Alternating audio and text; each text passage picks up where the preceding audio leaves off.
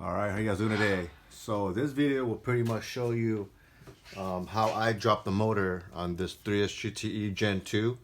So this is going to be the last time we're going to see this motor on this vehicle. This one's going to get a special built motor. All right, so get to it. All right, so these are the tools that I use on the engine removal for the 3SGTE. With the E153 transmission. So we're gonna start from the left to right. If you don't have this already, this is one of the best investments I ever bought. It's a Makita 3/8 battery tool. It works very well. Saved my butt so many times and like saved so much time. 3/8 wrench, a 19 and a 17 wrench, a 14 and a 12 wrench, extension, medium, short, 10 mil deep, 12 mil deep, 14 mil deep, 12 short, 14 short. When I'm referring the bolt size, this uses a 10 mil socket, okay? But the bolt size is a 6 millimeter times 1. And this uses a 12 millimeter bolt socket, but the bolt itself is an 8 it's an 8 by 1.25, and this one uses a 14 mil socket, but the real size is this thread right here in the middle. This one is a 10 by 1.25. so majority of the MR2 is 3D size. There's like a 12 millimeter, but that's for bigger boats. That's for the bigger part, like an engine mount and all that stuff. So yeah, when I'm referring like a 14 mil socket, that's what I mean. Use a 14 mil socket for this particular 10 millimeter thread. So when you measure 10, this is 10 right here, okay? That's 10, which is this part, 10, 8, and a 6, okay? Next tool, 17 deep, 19 deep, and 19 short. You can have a short and long as well. You should have in your toolbox. Next tool we have is a razor blade. This is to cut off all the old hoses, you know, anything that's easy to make the job faster. If you want to replace the radiator hoses, use this, is really good. So you're gonna slit in the middle and then just pry it out. Or if you want to save the hoses, you get one of these tools. These tools are like an L shape for the radiator hoses, where it hooks it in and you kind of go around the what do you call that? The radiator neck, the coolant hoses, and then just kind of pinch it in, just kind of go even more. So this would pretty much break all the old corrosion, all the stuff got stuck onto the pipe. And next would be 14 millimeter wrench with the gear. You don't have to, you can use one of those, but this makes the job a lot easier. And if you don't have these, then you know this will make your job way easier. But I use it so many times that this is one of the best investments I ever bought. 12 mil, 10 mil, and like these three you don't have to. If you like just regular wrench is fine, but it's take you a lot longer. This is a very important tool, okay? This tool is a clutch line 12 millimeter C grip. There's a lot of MR2s that I see with a busted clutch line, hard line nut that's also like, you know, freighted and all that, got stripped and stuff, because they're not using the right tool. They're using one of these, and then with these thing, you can strip it really easily. But this one, it grabs all corners. Okay, so if you don't have this, please grab this in your toolbox. A 12 mil is for the clutch line, and then 10 mil is for the brake line. So you need it regardless. A smaller wrench if you need to. Use a wire cutter, dikes, L shape for all the clamps for the radiator hoses, all the other hoses, and plastic trim remover for the bottom for the panels if your car still have it. This one is a 5 millimeter Allen key. This is for the end links, for the stock end links. Okay, and then here we have the hammer. You know what? Let's go over here. This would be like a 32 millimeter socket. It's for the axle nut. This is a 30 mil. So there's the different axle nut size. So just find out what size you have. Use one of these caliper and it's kind of measure it. So this should measure 30. There it is, 30. So it's a 30 millimeter socket. And then this one's a 24. This 24 is for like the rear torsion control arm, where it's the bushing on top and a long stick on the bottom with the 24 nut on top. You break that loose, it just makes your job easier when you release the cross member. Next will be a 19 millimeter impact socket to break all the impacts, stuff that you need. If this is all optional, this makes my job a lot easier, so that's why I use it.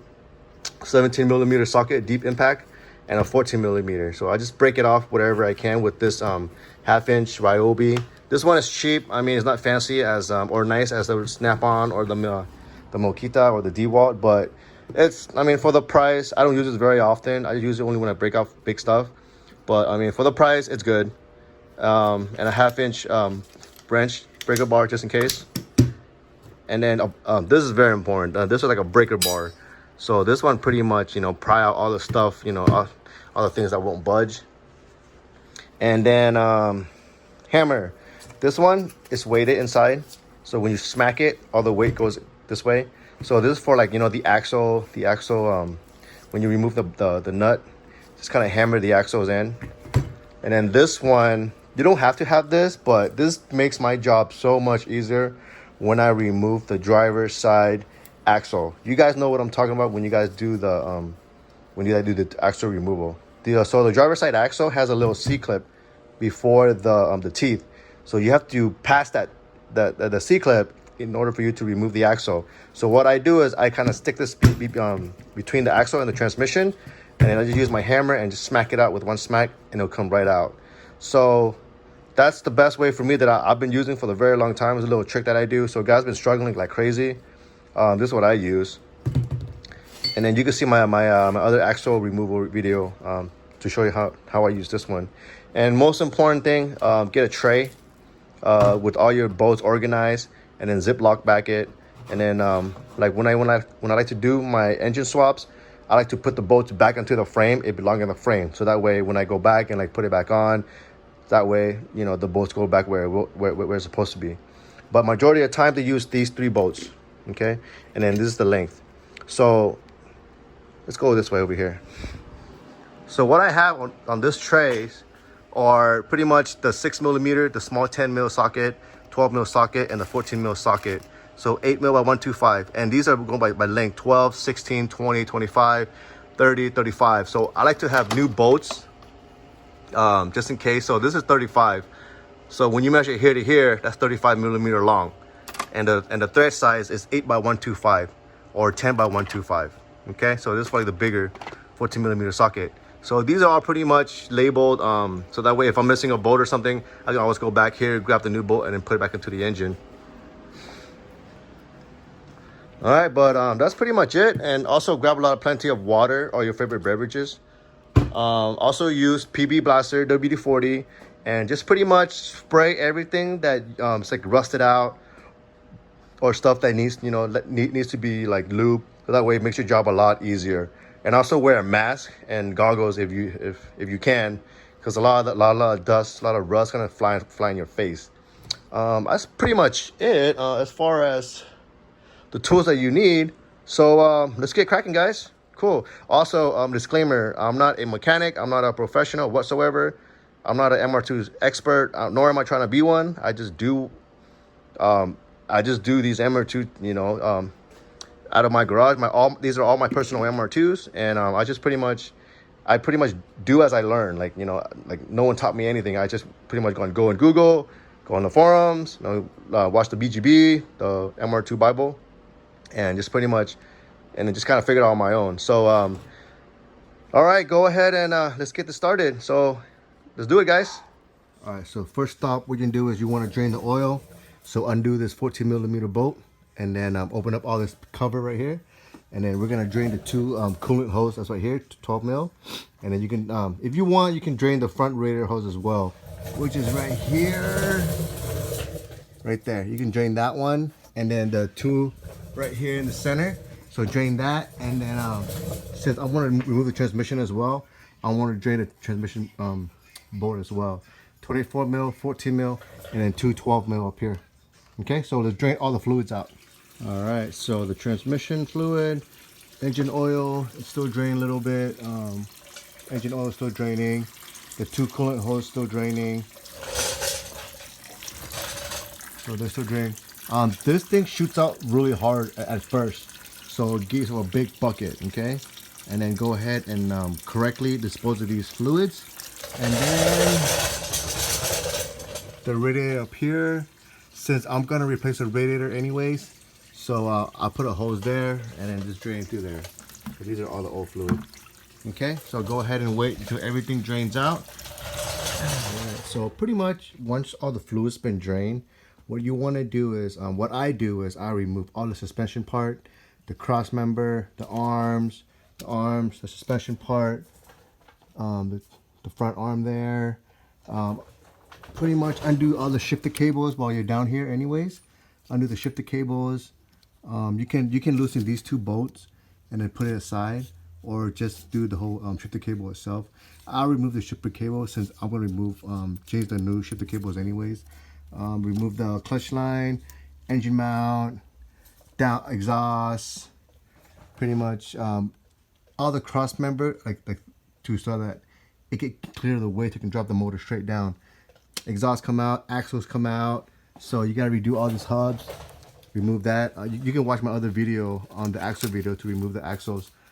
All right, so pretty much you want to clear everything that attached to the motor. All right, so clear that out and watch out for the ABS sensor.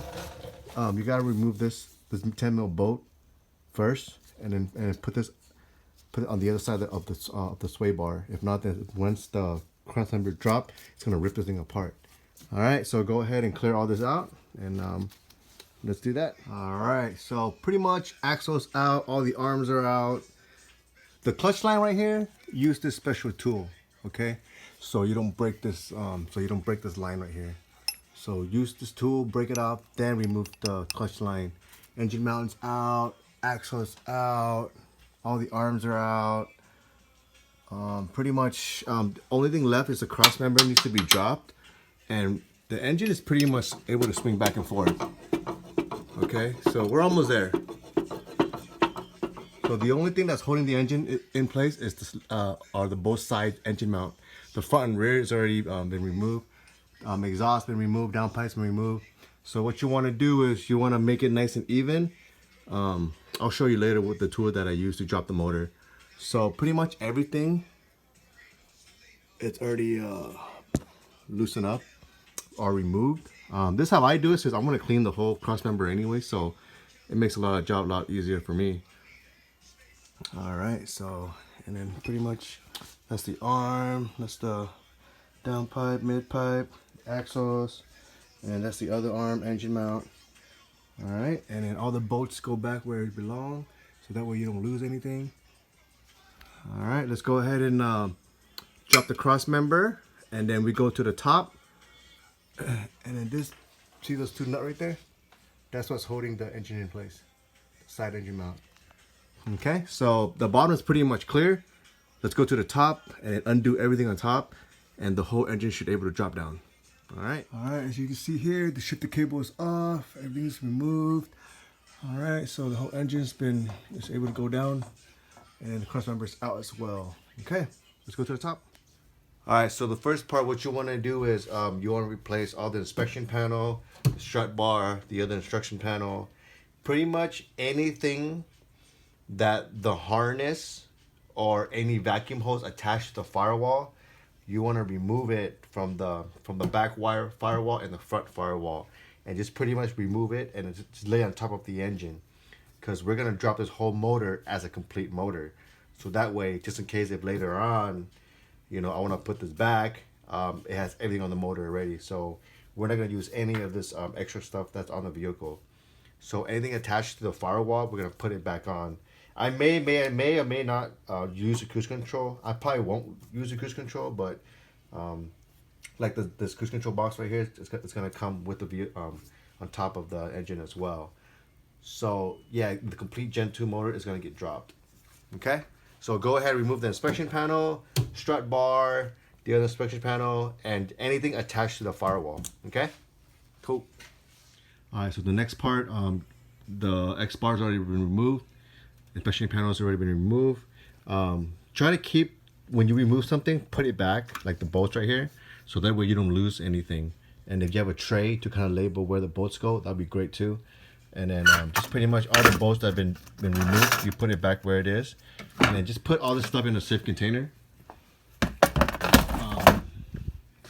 Okay. All right, so the next step, what we're gonna do is we're gonna remove this this cruise control box, this 10mm bolt from the firewall.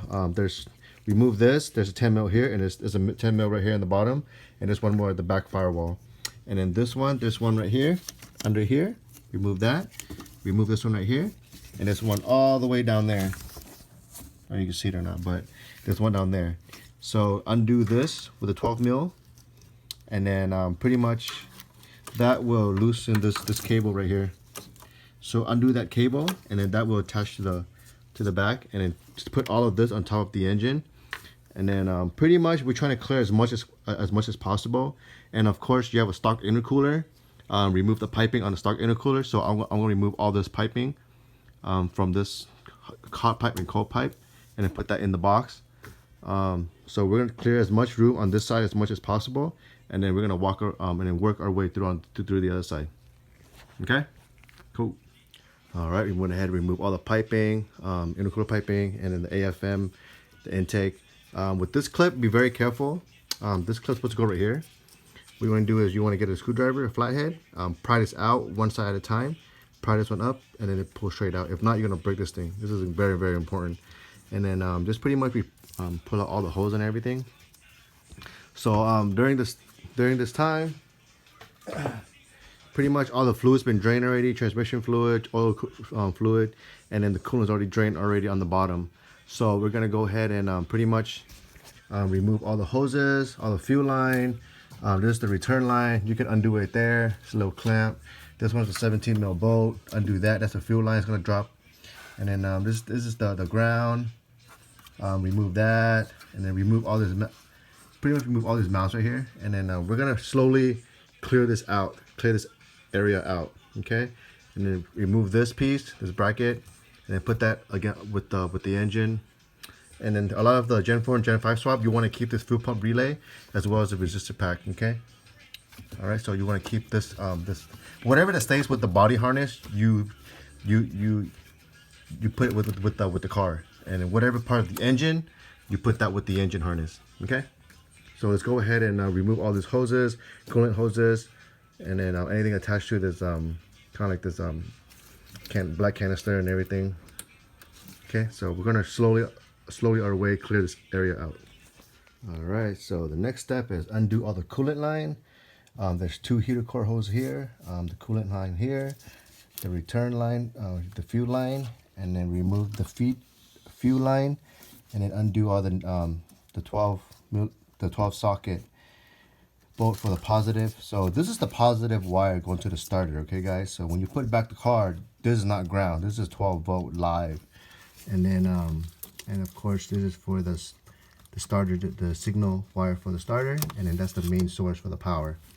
Okay, and then undo the ground, and then pretty much undo all these brackets attached to the side mount, side engine mount. The bottom is pretty much clear already. And then undo these two 14 socket, and then this already removed already, so that goes with the engine. Undo the resistor. You might need this again if you're running a Gen 4 and Gen 5. If not, you just gotta bridge this wire. Okay, and then the fuel pump relay stays with the vehicle, and gotta undo all this igniter down here as well. So whatever attached to the frame, take that off and put that with the engine. So all this igniter down here. Okay, this one goes with the engine, and then this goes with the engine. So that's pretty much it. And undo this engine harness in the fuse box. Down here, open this cover up, and then down here you gotta pinch these two together, and then the whole thing should release, and then you just pull out. Okay. All right. So pretty much everything has been removed already. The ground cable is right here. That's been removed. This piece that was right here has been removed. And this little bracket from there to here has been removed. So, and then you gotta remove this ground right here as well. This one you just gotta pull up and it come out like that. Okay. And then let's go ahead and remove the the filler hose. And then this one is a little tricky. On the fuse box, this harness right here, what you want to do is you want to pop these clips off, and then pop this one down, that one, and then this one right here, you gotta let me focus this here. This one you gotta pull out, and then this whole thing will come down. And what you want to do is you want to get like a little flathead. So what I did was I just so the point is you see the little notch down here on both sides. So what you want to do is you want to let me show you better view. So right there. So down here, once this harness pushed down all the way, it's gonna click right here. So what you want to do is you want to get like something like a flathead or an L-shaped plier. Just gonna go down and push it in, and then it's gonna push on both sides. So in this one, it's on this side right here. Look, come on, focus. Sorry. So it's in here. All right, and it'll just slide. Sorry, it'll just slide straight out. So the point is to pinch these two right here in, and the whole thing will slide out. I've seen a lot of time this thing would break off, you know, but that's the right way to do it. So there's a little slit right here, and a slit on this side. Okay, so squeeze these two together, squeeze it in, and then it's gonna slide right out. That's all it is. And then we'll go ahead and undo all the igniter, this whole box right here, and then put that with the engine. This damper as well, and then we're gonna go into the firewall and then pull out that harness. Okay, all right, so pretty much from the back firewall right here, when you put your hands around here, nothing should be touching the engine. It should swing freely. Make sure all the hoses are out, all the grounds are out. All right, radiator hose are out, this plug is out, all the harness is out. And then later I want to take all these coils right here and all that stuff, gonna go with the engine. Remember, the fuel pump relay stays, okay? And the only thing that attached from this part back is the engine harness, go to the ECU. So I'm gonna go to the trunk, undo the ECU, and then undo all the plug that's inside of it, and then pull all that out, and then lay on top of the engine, okay? Now let's go on the other side, and then we double check everything. All right, so from this half of the engine bay, we still have this map sensor and all the harnesses right here. This is gonna go with the engine. Undo this vacuum brake booster hose, and then just kind of trace yourself. There's a ground wire right there by the head. That wire right there. You gotta it attached to right here, or you can remove it from the head itself. Either way, and just kind of walk your way through. Throttle cable is gonna come back. And then we got to undo the coolant hose, and then the AC compressor. You can either remove the AC compressor and then hang it on the side, or remove the Freon and then well, this Freon is empty, so there's no Freon, so you can easily remove these two nuts with the 12mm socket. Remove those, and then just put the AC line against the back firewall, and then everything else between there, back the heat shield, it should be nice and free. All right, so apparently this car has a trunk alarm, engine lid alarm. So this goes right here. You just got to get a flathead and just pry it out on the edge here. So that's how you remove this engine lid alarm signal. That goes with the engine. All right, and then this that's good right there. Negative, ground, so it's gonna go back, and then still gotta do the coolant hoses. All right, so everything here, come on over. It's nice and free, nothing's attached to the engine. Take out this plate with the 14 socket. All right, loosen it up already.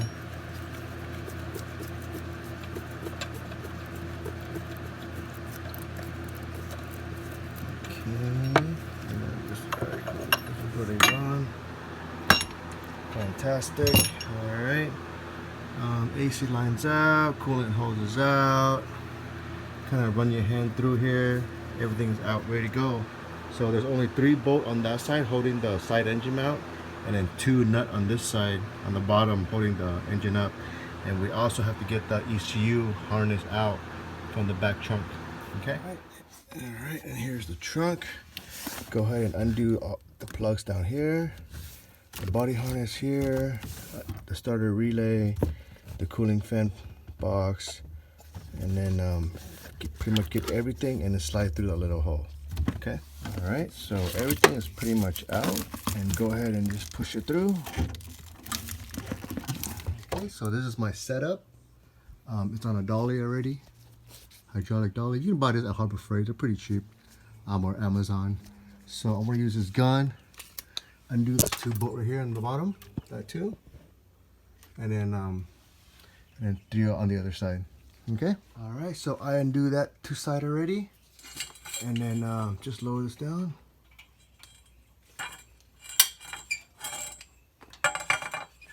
All right, and that's how pretty much it's nice and even on it.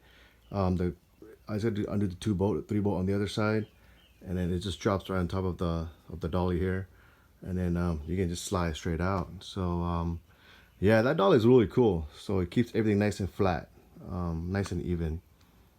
All right, so that's pretty much it. I hope you liked this video. I hope this video is very helpful for you guys. But yeah, that's the bolt I was talking to you about.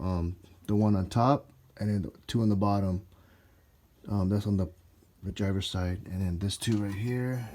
Undo these 2 bolts, the nut, and the whole engine will just drop straight down. So when you install back on, I think the best way is to have the engine on how it was. Do it from that side first, and then do it from this one last.